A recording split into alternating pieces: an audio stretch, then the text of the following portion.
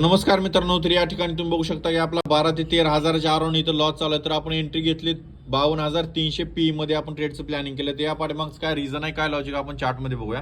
तर या ठिकाणी तुम्ही बघू शकता हा मार्केटचा एक सपोर्ट आहे. ठीक आहे, तर आपण काय बेसवरती ट्रेडचं प्लॅनिंग केलं, तर मार्केट इथून एक डाऊन साईडची मोमेंटम केली, त्यानंतर या लेवलवरती बघू शकता की ते एम पॅटर्नचं फॉर्मेशन केलं. ठीक आहे, जसं मार्केटने एम पॅटर्नचं फॉर्मेशन इथं ब्रेक डाऊन केलं, त्या बेसवरती आपण इथं ह्या लेवलवरती एक एंट्रीचं प्लॅनिंग केलं होतं. बट मार्केट काय झालं, इथून एक रिकव्हर झालं, तर आपला इथं 12 ते 13 हजाराच्या अराउंड इथं लॉस चालू आहे. तर बघूया मार्केट कशा प्रकारे मोमेंटम करता येते.